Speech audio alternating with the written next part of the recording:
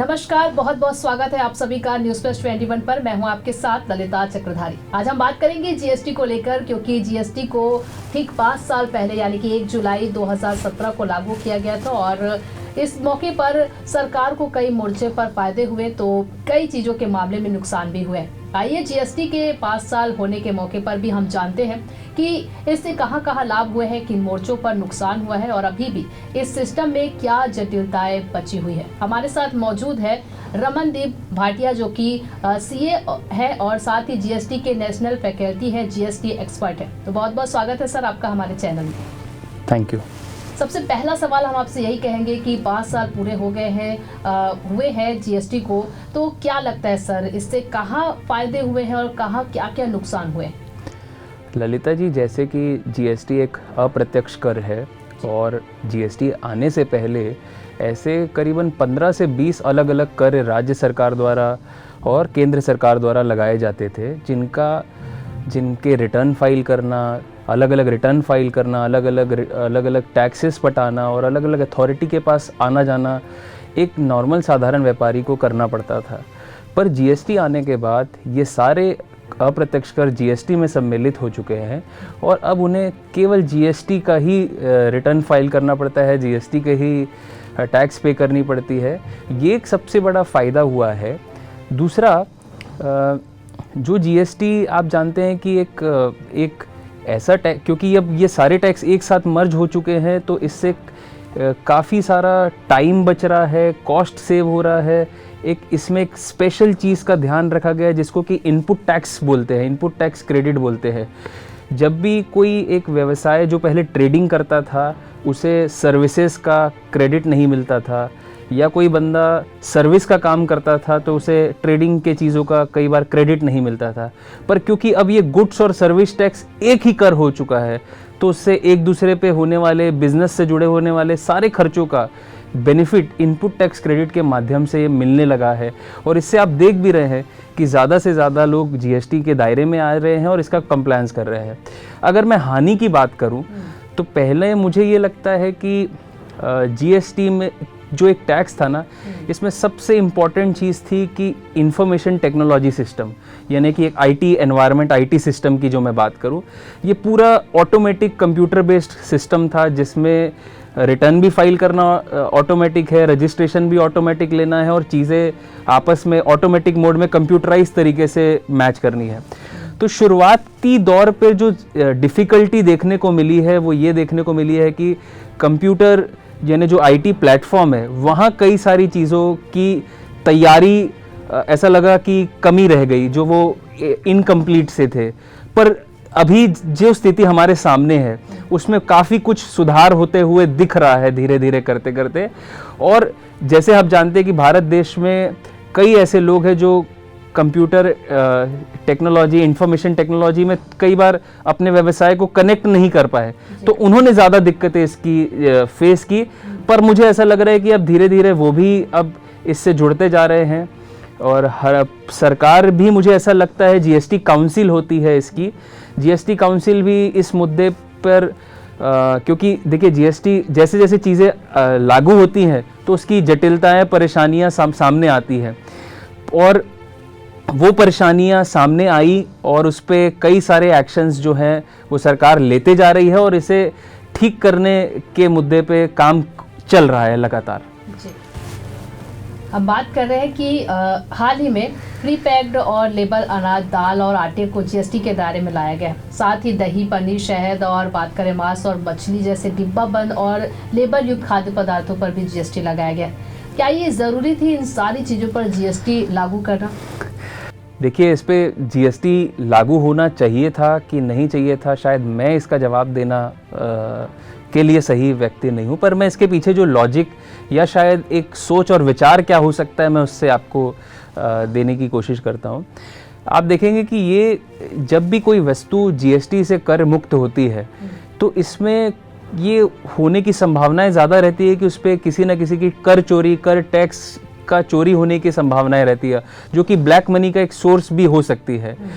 तो अभी सरकार ने एक तरीका खोजा कि चलो किसी हाई लेवल के टैक्स, हाई लेवल की जो ऐसी कमोडिटी है जो प्री पैक्ड रहती है, ब्रांडेड फॉर्म में आती है, और शायद जिसे एलाइट कम्युनिटी खरीदता है, शायद जो प्री पैक्ड रहता है। आप देखते हैं अक्सर कि हम मॉल वगैरह में देखते हैं तो कुछ ऐसी pre packed commodity retail PACS में अवेलेबल रहती है, और जनरली ये मॉल कल्चर्स में वो चीज़ें जो परचेज करती है शायद वो एक एलाइट कम्युनिटी या मीडियम क्लास कम्युनिटी उसे बोरो करती है, परचेज करती है। पर तो उस पर अभी एक नॉमिनल 5% से टैक्स लगाया गया, 5% ब्रैकेट में उसे टैक्स लगाकर देखा जा रहा है। मुझे पर्सनली ऐसा लगता है कि अभी ये तो शुरुआत हुई है। अगर ये सिस्टम सरकार को लगा कि ये सही चल रहा है, तो मुझे ऐसा लगता है कि आने वाले समय में बहुत सारी ऐसी वस्तुएं रहेंगी जिस पे और सरकार जो है वो टैक्स लगाएगी, और जो टैक्स ब्रैकेट में उन्हें लेकर आएगी, ताकि कि जो कर चोरी है किसी न किसी तरीके से, या जो ये ऐसी कुछ कमोडिटीज़ जो बच गई है टैक्स के दायरे से, वो उसे टैक्स ब्रैकेट को उसे और बढ़ाएगी। ये जो जीएसटी लगी हुई है, जिस पे दही, पनीर, शहद पे हाल ही में जीएसटी लगाई गई है, तो ये सारी चीज़ें जो है वो दैनिक रोज़मर्रा की जीवन पे आम जनता इसे इस्तेमाल करती है। तो क्या लगता है आम जनता को इससे कितना फ़ायदा हुआ होगा? आपका प्रश्न बिल्कुल सही है कि क्योंकि ये रोज़मर्रा पे काम आने वाली चीज़ें हैं, तो इस पे क्या जीएसटी लगने से आम जनता के ऊपर भार गया होगा कि नहीं? ऑफ कोर्स गया होगा। आम तौर पर ये चीज़ें से रेट बढ़ा ही होगा, और अभी कुछ समय पहले तक भी हम देख रहे थे कि अचानक से जो महंगाई दर काफ़ी ज़्यादा हो गई थी, ऐसे में ये जीएसटी का भार भी हमारी आम जनता तक गया ही होगा, क्योंकि एक अप्रत्यक्ष कर है। अप्रत्यक्ष कर जो है वो हमेशा ही कस्टमर्स तक, एंड यूज़र्स तक पहुंचता है।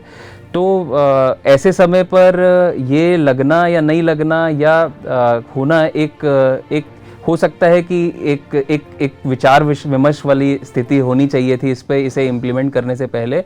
पर वही मैं जो आपको एक लॉजिक इससे पहले आपको बोल रहा था कि सरकार की सोच जरूर इस पे ये है कि ये ऐसी कमोडिटीज़ है जो कि आम एकदम डेली यूज़ के एक नॉर्मल लिविंग के लिए ज़रूरी नहीं है। हाँ, बट एक मॉडर्न, एक मिडिल क्लास, एक एलाइट क्लास जो है वो इसे परचेज करता है, तो इसे क्यों ना टैक्स के दायरे पे एक नॉमिनल 5% के ब्रैकेट में लाया जाए। किसी भी चीज़ के लिए उसकी महत्वपूर्णता को लोग सबसे पहले महत्व देते हैं। हम भी जानेंगे कि वस्तु एवं सेवा कर इतना महत्वपूर्ण क्यों है। अगर मैं आपसे कहूँ कि जीएसटी यानी कि वस्तु एवं सेवा कर, ये एक ऐसा कर है जिसका भार आप अगर डायरेक्ट टैक्स को देखें ना, जिसे हम इनकम टैक्स बोलते हैं, इसका भार कितने लोग उठाते हैं, कितनी परसेंटेज ऑफ पॉपुलेशन उठाती है, तो वो हार्डली, अगर आप देखेंगे ना, तो वो 10% या 15% हो सकती है, और कुछ समय में शायद 20-25% तक पहुंच जाए। पर अगर मैं आपको वस्तु सेवा कर की बात करूं, तो इनडायरेक्टली ऐसा कोई नागरिक नहीं है हमारे देश का जिसके ऊपर इसका प्रभाव नहीं पड़ता या उसका असर नहीं पड़ता, क्योंकि ये इनडायरेक्ट टैक्स है। हर एक इंसान जब कोई भी इस बाजार से जाकर सामान खरीदता है, वो किसी भी रेगुलर डे टू डे चीज़ों से रिलेटेड हो, तो वो जीएसटी से संबंध अपने आप ही जुड़ जाता है, क्योंकि अल्टीमेटली जो बर्डन है उस टैक्स का वो उसी पर्सन पे आना है। इसलिए जीएसटी जो है वो बहुत ही महत्वपूर्ण टैक्स है, जिससे रोज़मर्रा के तौर पर हम सब घिरे हुए हैं। हम चीज़ें खरीदते हैं, हम रेस्टोरेंट पे जाते हैं, हम रेलवे का टिकट खरीदते हैं, और अभी आप बात कर रहे थे कि हम आटा या डेली यूज़ की सामग्री खरीदते हैं। तो इन सब जगह जीएसटी लगता है, और इसलिए ये बहुत ही महत्वपूर्ण है हमारी लाइफ में। बात करें अगर रेवेन्यू के लिए दर पर, तो रेवेन्यू के मोर्चे पर जीएसटी फ़ायदेमंद है कि नहीं? अगर मैं रेवेन्यू की बात करूं, तो मैं आपको ये बताना चाहता हूं कि इससे हमारी सरकार का बहुत ही महत्वपूर्ण रेवेन्यू कलेक्ट हो रहा है। और इसी महीने जो डेटा हमारे सामने आए हैं, जो प्रेस रिलीज़ के माध्यम से ये पता चला है कि इस साल लगातार ये 10वां महीना है जिसमें रेवेन्यू कलेक्शन जीएसटी के द्वारा 1,40,000 करोड़ से ज़्यादा हुआ है।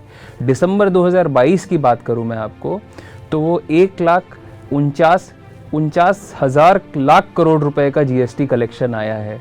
यानी कि अगर मैं एवरेज तौर पर बात करूं, तो एवरेज 1,40,000 1.5 लाख के आसपास का रेवेन्यू कलेक्शन जीएसटी से हमेशा आ रहा है। और अगर दिसंबर 2021 की तुलना में हम कंपेयर करें तो इस साल दिसंबर 2022 का जो रेवेन्यू आया है वो 15% से ज़्यादा है, जो एक बहुत ही महत्वपूर्ण ग्रोथ जो है वो हमारे जीएसटी रेवेन्यू में देखी जा रही है। और मुझे लगता है कि जिस तरीके से जीएसटी के दायरे में नई नई वस्तुएं आते जा रही हैं, सेवाएं आते जा रही हैं, और कई ऐसे लोग जो पहले जीएसटी के दायरे में नहीं आते थे वो अब जीएसटी के दायरे में आ रहे हैं, मुझे लगता है कि ये जो ग्रोथ है ये बहुत आगे जाने वाली है। हम बहुत जल्दी ये जीएसटी का रेवेन्यू 2 लाख करोड़ तक देखेंगे और हो सकता है उससे भी आगे भी।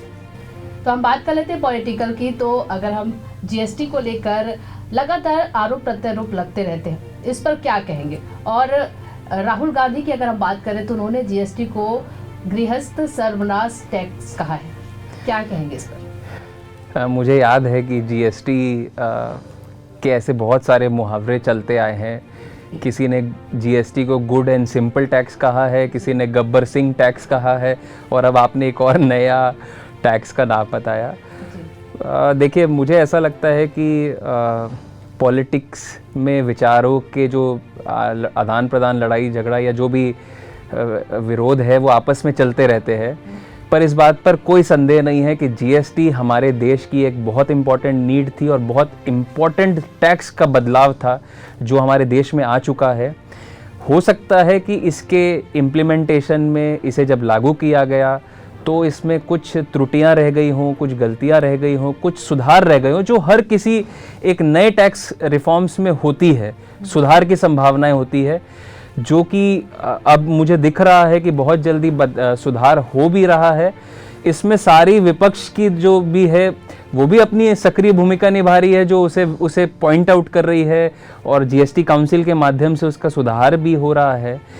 पर इस बात से कोई वो नहीं है कि जीएसटी एक बहुत ही महत्वपूर्ण योगदान है, हमारे देश के लिए बहुत इम्पोर्टेंट चेंजेस है। और आने वाले समय में मुझे ऐसा लगता है कि भारत एक प्रेरणा के तौर पर उभर के उठेगा, जिससे बाकी विदेशी देश उसे देखकर जीएसटी अपनी कंट्रीज़ में भी इम्प्लीमेंट करना चाहेंगे। तो ये थे हमारे साथ जीएसटी एक्सपर्ट रमनदीप सिंह भाटिया, जो कि जीएसटी के नेशनल फैकल्टी है और साथ ही साथ सीए भी है। तो आज हमने बात की जीएसटी पर। तो कैसी लगी आपको ये जानकारी, हमें कमेंट करके ज़रूर बताइएगा, और इसी तरह के तमाम अपडेट्स के लिए बने रहिए न्यूज़ प्लस 21 पर। आपके हक की बात।